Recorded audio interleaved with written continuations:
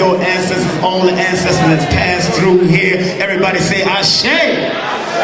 Oh man, this is the place to be. Barbara Antier, we love you wherever you may be in this universe. We love you. Everybody say, Ashe.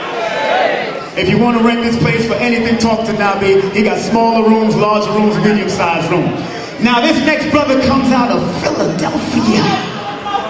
Is Philly in the house? I know y'all here somewhere. I know they three of y'all in here. And plus him. But he's doing a lot of great work with our children all over the world, especially when you go and educate all over the world. And usually this brother travels for free and do lectures for free and just sell his products. He is a board certified psychiatrist. And he's helping our children to stay away from the garbage of the food and the medicine that they're trying to feed our children by diagnosing them with ADD and all kinds of different abbreviations and acronyms and all kinds of craziness. So you know what I need y'all to do for my brother and give him a well-deserved round of applause. I want y'all to get up. Y'all gonna do this exercise with me, you know. I want y'all to get up. Get up. Show this young doctor some love. I want y'all to put your hands together for my brother, I'm telling you, who's doing the work for your children, my children, everybody's children in here. Only if you listen to what he got to say. Put the hands together when it's ready. We can't clap the hand, clap your feet, and welcome on stage your brother, the one and only, Dr. UMAR Johnson.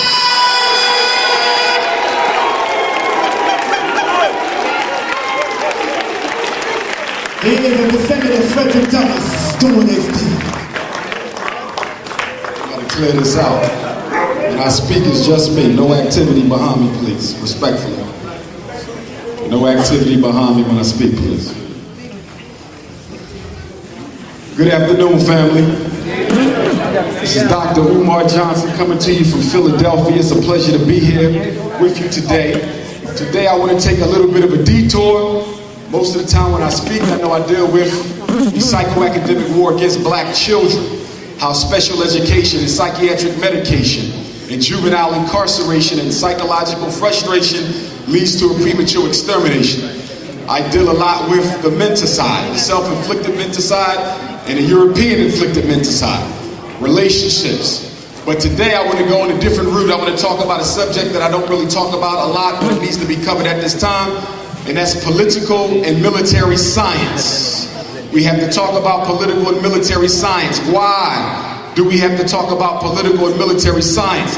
Because a lot of times when you are having conversations with your friends or with yourself, with family, when you're at the church, when you're at lectures, when you're in the neighborhood talking about how African people can solve our problems, many of us come up with all kinds of ideas, all kinds of solutions, all types of strategies to come up out of our situation. Problem is we often lack tactics and we often lack an understanding of military and political science. The laws of war are no different than the laws of education. The laws of war are no different than the laws of science. The laws of war are no different than the laws of mental health. And one of the reasons why we have had such a difficult time climbing out of our situation is because many of our so-called solutions are not solutions but band-aids. And unfortunately, band-aids can only address symptoms. To address a cause, you need a solution. But the only way a solution is going to be effective is if you understand the principles of military and political science. If you come up with a solution for education, if you come up with a solution for family, if you come up with a solution for economics, if you come up with a solution for culture, for spirituality, any solution that you come up with that denies the essential reality that you are at war with the European is likely to fail. If you play chess, then you understand before you move. You have to understand, you have to foresee, you must be a visionary to anticipate what your opponent's move is going to be as soon as you make your move. So tonight's presentation, I'm going to divide it up into two parts. And for the sake of time, I'm going to cut it down some as well, because I know you guys been here for a long time, and I ain't got no Ritalin in my pocket, and I don't want to see no ADHD behavior start kicking up.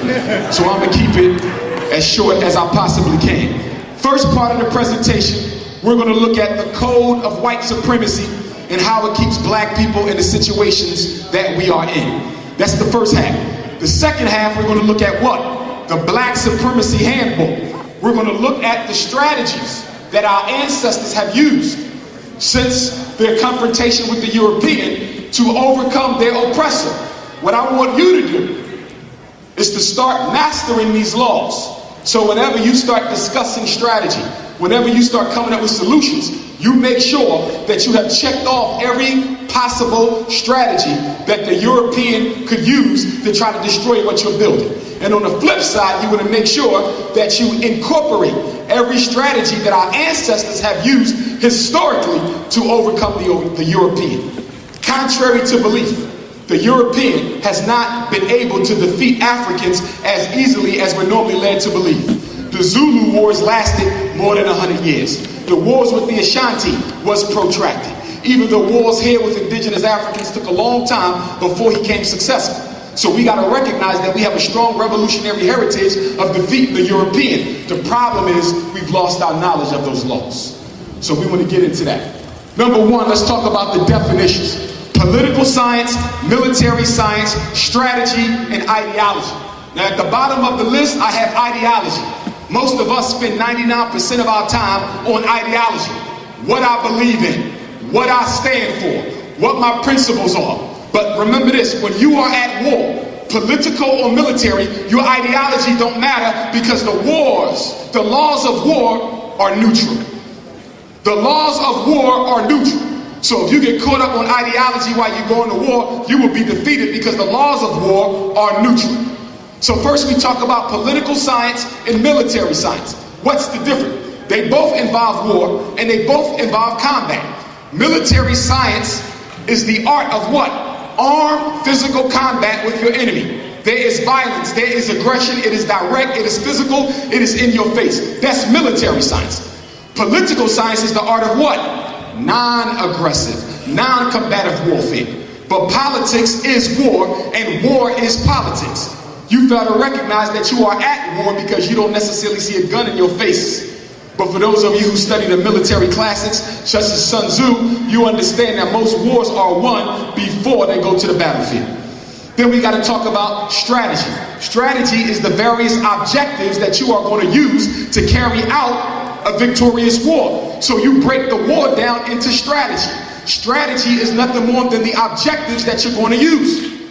Many of us deal with strategy, so we do a little better than ideology. The problem is what? We're not dealing with tactics. What are the specific behaviors that you're supposed to engage in to bring about a successful war? In the conscious community, we're often stuck on what? Ideology and strategy, no tactics. And no understanding of military and political science, which means you're likely to lose the war because you're not following the code of war. Next, what is the code of white supremacy? There's 11 laws that every white person obeys on earth to keep you in your place. Remember, Europeans are only 10%, if that, of the world's population, but yet they have been able to dominate the other 90% for more than 500 years. They have created the most awesome social system ever devised called global white supremacy. And if you don't understand global white supremacy, not only will you not be able to understand anything else, but you also will fall sucker or victim to the racist because you don't understand the laws that he lived by. So let's talk about their code. The 11 laws that every white person lives by. I don't care if they're in 4th grade, 8th grade, 12th grade, 21, 41, 81, all white people follow these laws. And you need to recognize what they are. Number one, never let blacks know what you're thinking. Intentionally mislead them if you must. Never let black people know what you're thinking. A lot of you often get upset when you find out that you've been lied to by a coworker. You find out that you've been lied to by a white neighbor. You find out that you've been lied to by your boss. Not only is it within their nature to lie, but it is a part of military science to lie because the art of all war is deception. So while you're getting angry at the white man, you're failing to recognize that he's practicing military science.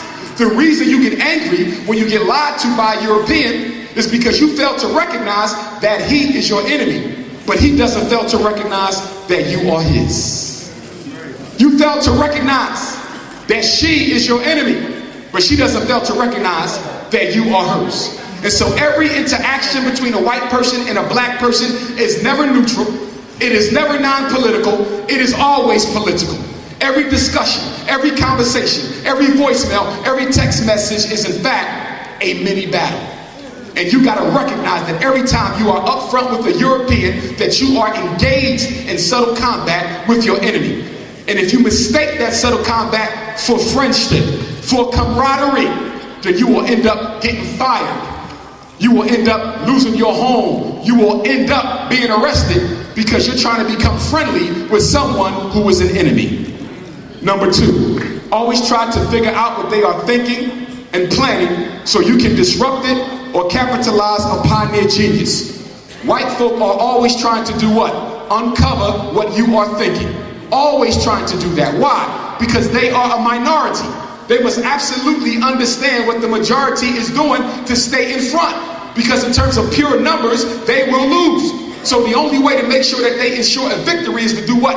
Outthink you by figuring out what you're doing beforehand. And some of us, because we still believe in good white people, are often falling prey to the tactics and strategies of white supremacy. Number 3, always appear to be friendly and humanitarian. Never appear to be aware that you belong to or identify with the race that rules. Every time you come in contact with a European, they're acting like they don't understand racism. Can you explain it to me? They act like they don't understand the black experience. Can you explain it to me? They act like they don't understand the psychoacademic war against black males. Can you explain it to me? They act like they don't understand mass incarceration. Can you explain it to me? That is deliberate. They're supposed to play dumb in order to make you dumb. So you got to recognize when you're dealing with the enemy, not only do they know what you're going through, they set it up and they support it 100%. Some of us are often hoodwinked by who? White liberals. Europeans who appear to sympathize with the black cause. You are being suckered. There is no such thing as the liberal European. The blatant racists and the other cover racists are both fighting for the same thing: dictatorship over African people. There's no such thing as a liberal. There is no white liberal walking the face of this earth who would willingly give up their white supremacy card to be equal with you. William Lloyd, let's go to William Garrison. He started the American anti-slavery movement. Everybody thought he was the best white man that ever lived. He was fighting for black people to get out of slavery, or so we thought. But when the Civil War ended in 1865, my ancestor, Frederick Douglass, asked him, why are you disbanding the American anti-slavery movement? And he said, because slavery is over. And Frederick Douglass said slavery is not over until the African has the right to vote, to get an education, and to be employed to take care of his family. And what did William Lloyd Garrison say to Frederick Douglass? He said, I was not fighting for equality. I was fighting for an end to slavery. And many of you fail to realize that the Europeans that you are working with, those Europeans are not fighting to make you equal. They're simply fighting so you can suffer a little less. Number 4, look for blacks you can use to advance your cause. This is never difficult, as most of them identify with the oppressors in the first place. Always look for black people who are sympathetic to the white supremacist crusade. Now some of us say, why would any African be sympathetic to his enemy? That's because many Africans still don't recognize that the European is their enemy. And then you have to question yourself. Right now we are in the what? Hollywood shopping season. How many of you are voluntarily taking your money to Macy's? Voluntarily taking your money to the malls, making rich white and Asian people richer, recognizing that they are your enemy? The dollars in your pocket are some of the most potent weapons that you can ever use in a war against your enemy. Particularly in the United States of America, where you are outmanned militaristically and can never win an armed struggle. Why? Because number 1, you are in lesser numbers. You have less resources and you don't command the land. Whenever a smaller army has defeated a larger army, it's by doing what? Drawing them into their own land. That's how Cuba won Bay of Pigs. That's how Vietnam won against the United States. That's how our brothers and sisters in 1993 whipped the United States behind in the middle of the ghetto in Somalia, because they drew them in to their own land. So we gotta recognize military science, black people. Some folk going around saying we need to get guns and start fighting the cracker. That's ridiculous.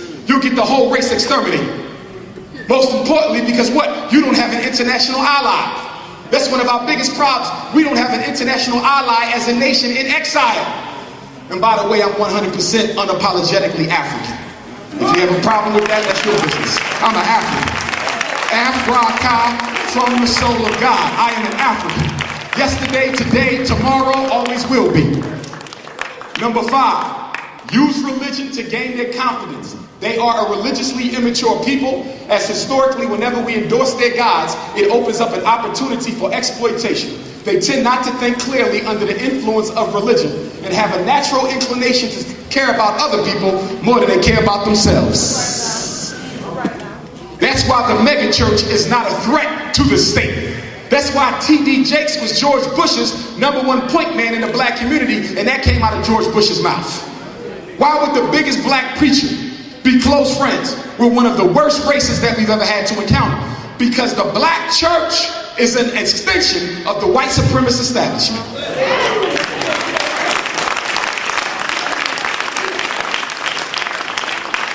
Number 6, always remember, no matter what they say or do, to keep your dignity. Never forget that you belong to the white race that rules, but never profess this, as it is the mark of the politically immature white person to let black people know that they are in charge.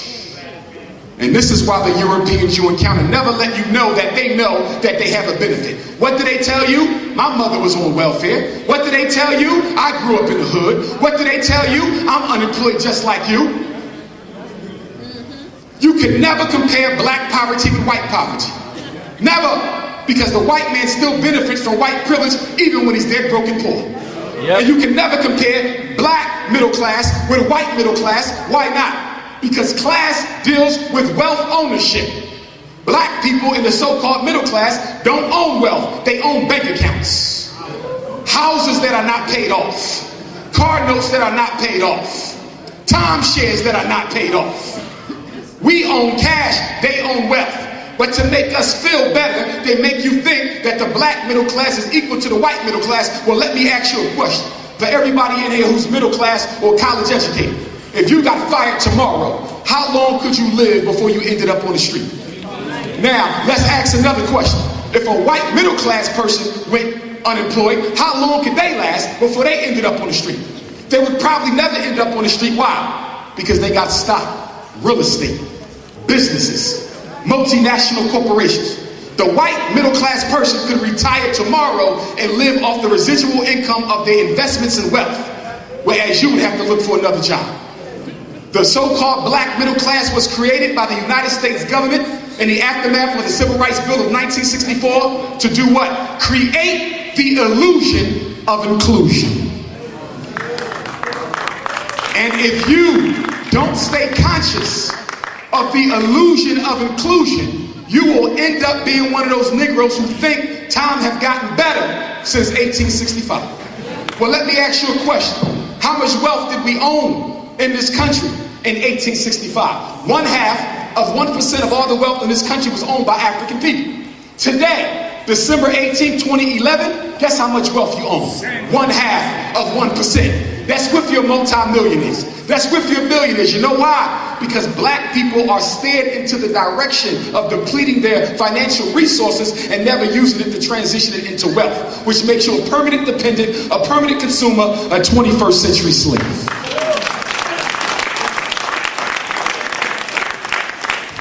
Never invite them into your home unless absolutely necessary, but always try to gain entry into their living quarters to ascertain if they can be trusted.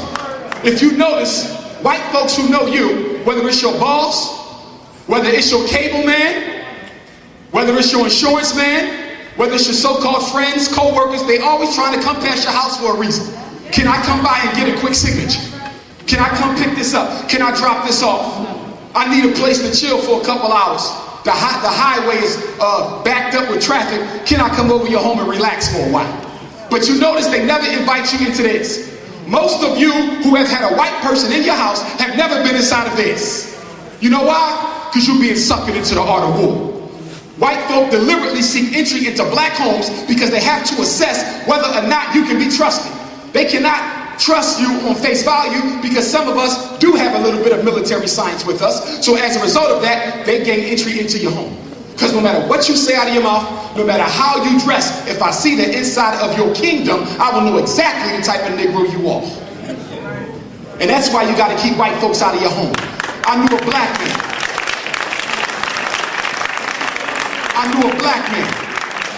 He worked on Wall Street. He made six-figure salary. He had a young white intern, an upstart, who was all up under his behind, trying to master everything he learned how to do. Somehow, one day, that white boy asked him if he could visit his home, and he let him. 2 weeks later, he was fired.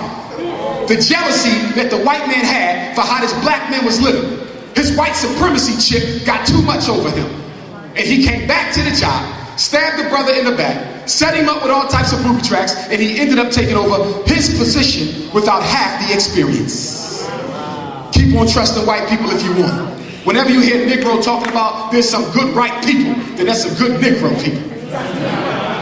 There's no such thing. I didn't say you should be disrespectful. I didn't say you should teach our babies to hate. I don't want no African child hating their enemy. I want them to thoroughly understand their enemy. Hate is an emotion, it is energy, and we should not be wasting energy on the enemy. Number 8, if you can, during verbal altercation with their leaders, try to provoke emotional reaction or use word trickery to confuse them. If you are successful, this will cause the masses to lose faith. This is one point where a lot of black leaders do very well. If you've ever seen the late great Dr. Khalid Abdul Muhammad Ashe, if you've ever seen him on Donahue, he didn't fall victim to this. If you ever see Minister Farrakhan, he don't fall victim to this. Even sold out Sharpton most of the time, he don't fall victim to this. And so a lot of our leaders have not fallen victim to this, but they like to do it. And that's why when you get into an argument with a white supremacist, first of all, let me back up. What you doing arguing with white people anyway? What you doing that for? Why are you trying to intellectualize your struggle with the person who created it? You should never argue with white folk. I get invitations all the time to debate white folk on psychiatric medicine, special education. Debate you for what? Whether I win or lose, it ain't changing your position because you are my enemy. Are y'all following me? Stop wasting your time when I'm trying to get her to understand the black experience. Her race created the black experience. Number 9, always try to get them fighting with each other.